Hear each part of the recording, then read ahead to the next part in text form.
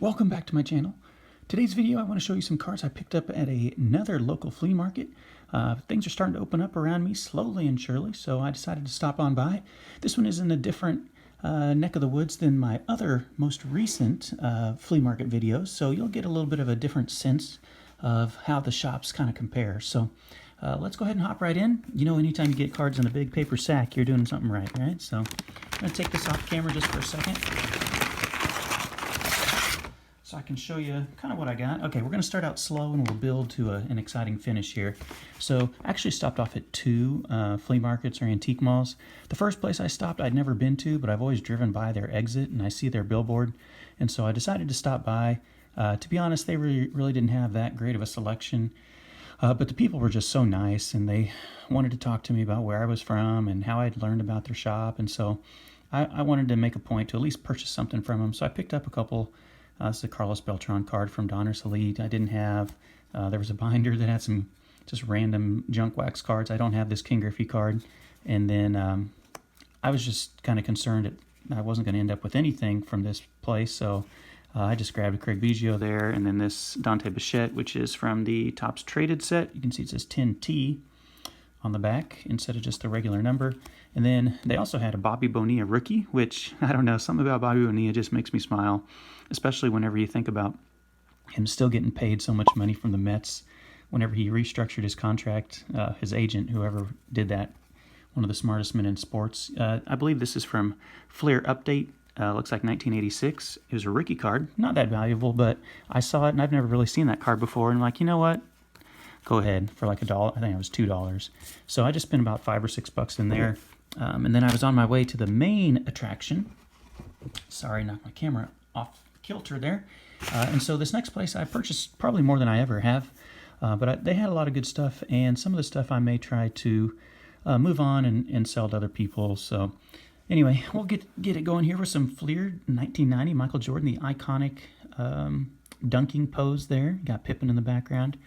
There were 4 of this card. I went ahead and picked up all 4. They were in really good shape. I'm not an expert in grading by any means, but all 4 of them were in very good shape and probably in better shape than the ones that I have. So I picked up all 4 of those.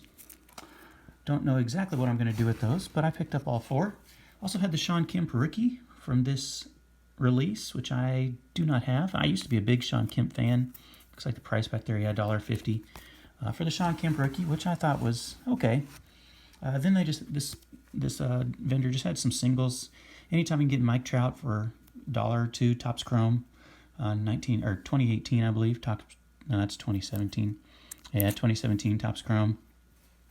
This weird Zion Williamson card from McDonald's, All-Star Game rookie card, which was just only for $1 or $2. So decided to go with that. Then the classic Beam team from Top Stadium Club. I'm not a big basketball guy. And then the Steve Nash rookie card was on the back. See a total of $2. Nash, if you can tell there, he's standing on ice with ice skates and then the hockey stick. Obviously a homage to his Canadian roots. But anyway, I really like this. I found a Beam Team card back in one of my basketball card boxes that I didn't even realize I had not too long ago. So I just like that Beam Team. And then being in Missouri, I picked up a couple of these Kansas City Royals pitching prospects. The first Bowman Chrome of Daniel Lynch, and then the first Bowman Chrome Refractor. You can see the difference. This one has kind of the rainbow look whenever you shine it in the light. The Refractor, Brady Singer. Both these guys were drafted in the same draft, the 2017 draft. And they both have a chance to make the big league roster, especially now that if baseball does come back this year, the rosters are going to expand to have a taxi squad, and it may very well include both those young guys. Then they also had the, excuse me, the 2016 Trout, the Harold Baines rookie card for a couple of dollars, Hall of Famer. So I jumped on that one, even though I already have a copy of that. And then we had the Scottie Pippen, Dennis Rodman combo for $1, 50 cents each. So in honor of the Last Dance documentary, which obviously a lot of people have been watching, grab that one for 50 cents each. And then a second-year Ricky Henderson card. I just like this card. It's kind of an iconic picture of him. The photography is cool. Obviously, this card's not in the best shape. It's got a little piece missing here from the right-hand side, and it's not going to be anything that gets graded, but for $1, 1981, I believe, Ricky Henderson. I said, hey, why not? This is actually the first card I saw, and so sometimes I start grabbing stuff at the beginning when I first go in the store, and then I realize, oh man, I've already got a lot of stuff by the time I leave. And when some of those things I grabbed at the beginning, I probably wouldn't have grabbed at the end because my money total starts adding up pretty quickly. So those were the first two vendors. They also had a couple of the old school rack packs, 1987 rack packs, 1987 tops, and then I grabbed a couple. Well, you know what? I grabbed the 87 tops. Obviously, it has the Barry Bonds rookie, but a lot of people are going to get excited. Hopefully, over the summer, they're going to release. ESPN will release the documentary for the Mark McGwire and Sammy Sosa home run chase, and probably Griffey as well, because Griffey was in there for a long time. So I grabbed one of these. Chance of getting a Bonds, or in this case, the McGwire 87 second year card. You never know. I figured that might be fun, a little rip. I haven't opened up a rack pack in a while, and those are 87 tops is like my favorite design of all time. And then he also had some of the classic 1989 Fleer. Obviously, the card you'd be looking for in this case is the Billy Ripken error card, you know, with the expletives written on the bottom of his bat handle, or in some cases it's whited out, or in other cases, there's that little black box. And there were even some like these cello packs. These are like $1, $1.25, I believe, $1.25. These little cello packs. And so I grabbed a couple of those. I thought they might be fun to open just for a change of pace, because you really don't get to open up, at least I don't get to open up old junk wax packs like that. So the main reason, excuse me for the sound there, I was reaching in the sack. The main reason I went to this flea market is there's a vendor there who has a really, really upscale kind of display and has a lot of more modern cards. And I can tell this person's really in tune with prospects and knows exactly what he has. So I like to go through there whenever I can, but I honestly don't head up that way too often. This is only the second time I'd stopped in at this flea market. So I hadn't been in there since probably June or July of last year, and so I wanted to see what he had updated in his case, because he had a lot of good stuff last time. I picked up a Cody Bellinger Topps Chrome rookie, picked up the Eloy Jimenez first Bowman Chrome refractor last year from him, and so I knew he had a lot of good stuff, and it's definitely some of the more higher end stuff than compared to what I've seen and what I've showed in my previous videos. So anyway, here's what I picked up from this vendor. We got the, I've heard this pronounced Elliot Ramos, big prospect out of San Francisco organization. If you've watched my other flea market videos, I've been picking up a lot of this Bowman Chrome, or Topps High Tech, the Bowman prospects out of Topps High Tech, and did not have this one yet. So you can see the prices on here. I'm not going to talk too much about the prices, but I figured, I thought they were pretty fair and pretty consistent with what eBay prices are, if not a little bit cheaper. It's kind of funny, whenever you, at least at this place, you had to get the person to open up the case and then they stand by you. They don't let you just stand there and rifle through the cards, just kind of unattended. So I really didn't have a lot of time to go through the cards and then whip out my phone and look up the prices on eBay. I just kind of had to go with a gut feeling. And then when I got home, I looked up the prices to see how competitive they were, and they were all pretty good. And actually, a lot of times I was paying less than what the eBay prices were, so I was happy about that. Picked up a couple Bobby Witt Juniors. As you can see here, Kansas City fan, and so Bobby Witt Jr., the number 2 overall pick from the most recent draft. I don't really purchase a lot of Panini Prism, or in this case, Panini Draft Picks, I believe is what it is. So I picked up a couple Bobby Witts to add to my collection, just because I don't really have any besides the autograph I got sent off. Then I grabbed a old school, kind of feeling nostalgic here, 1994 Fleer Ultra insert card. King Griffey Jr. award winner for a couple bucks. I don't know why this card necessarily was in there, but kind of that nostalgic Fleer Ultra inserts are kind of making a comeback, especially with the Michael Jordan documentary renewing some interest in those old Fleer Ultra inserts of Jordan's. So I thought I'd give it a shot with Griffey, because his cards have been still pretty popular. Got the first, or not the first, but the Yoan Moncada rookie card. I think this is kind of interesting because I believe he has a rookie card in the base set of this year where he's in the Red Sox uniform. And now I don't know if they airbrushed him into the White Sox or if this is actually a real photo, because I feel like the photo in his Red Sox jersey looks almost exactly like this, but I haven't looked it up. I don't know. So Topps Chrome, $2.50. Moncada started off his career in the major leagues as this hype prospect. He was the number 1 overall prospect coming out of Cuba. And then he struck out so much that rookie year that people were like, whoa, I don't know, maybe we hyped him up too much. And then last year he just really took the world on fire and was Very, very good. So I'm looking for him to build off of that, especially with all the good pieces they have around him now. I picked up a couple rookie short prints. This is the Blake Snell rookie card, but this is the photo variation, the short print. This isn't the base rookie. See the price there, $2.50.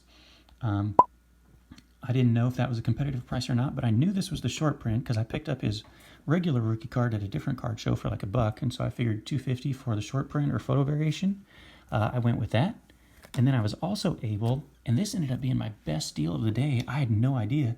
This is the Trevor Story short print photo variation rookie. See, it had a tag of $5, which I believe is the most expensive card I grabbed out of his case.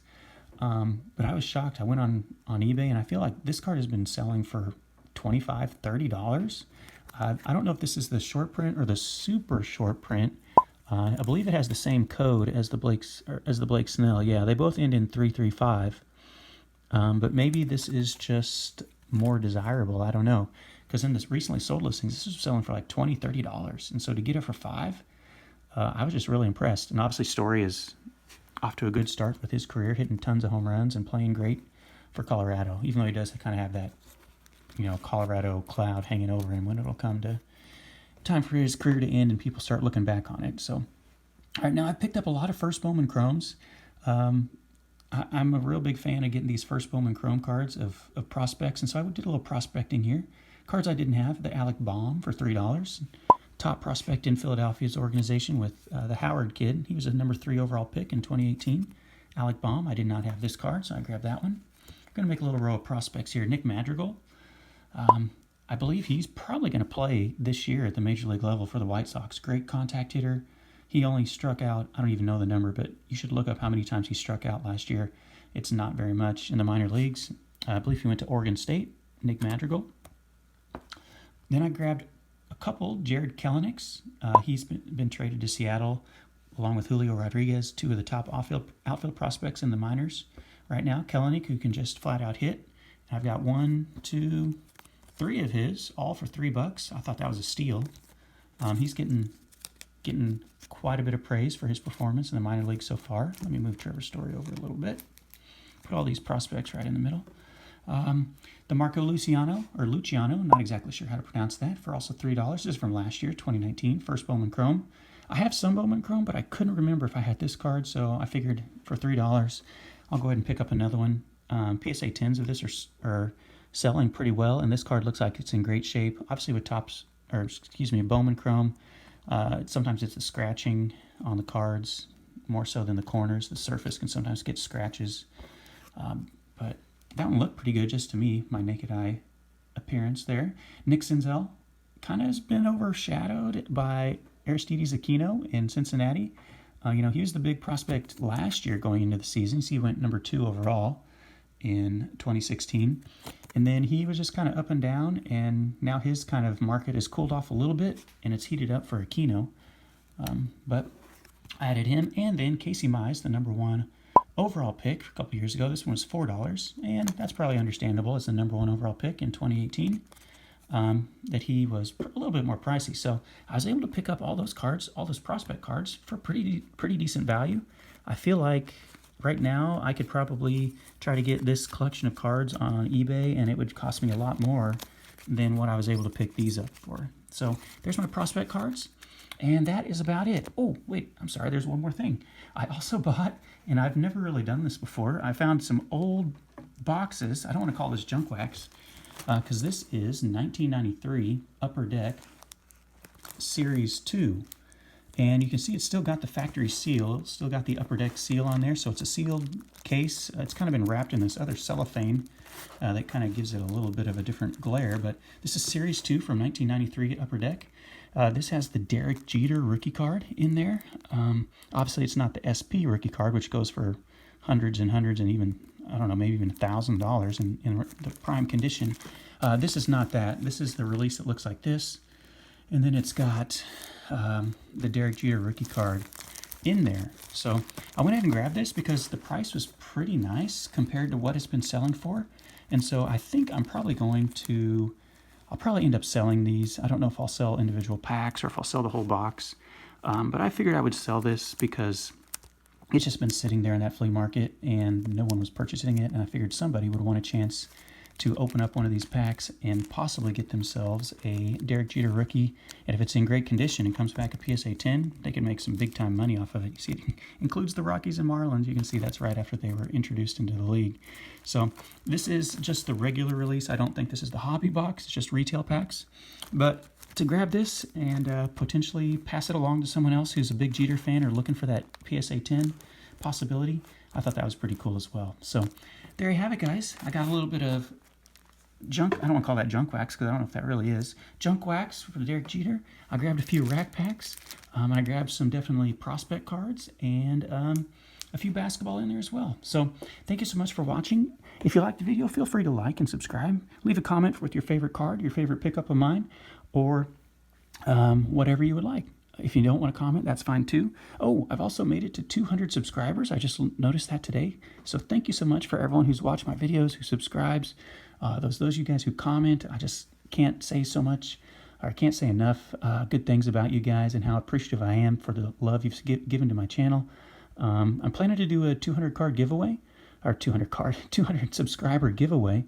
So there's some comments in there if there's anything you would like for me to include in there. Maybe I'll include some of those rack packs, the cello packs, if anyone's really interested in possibly getting themselves a Bonds or a Billy Ripken era card. I haven't decided yet. So thank you so much for watching. I will quit rambling and end this video. I will catch you guys on the next one.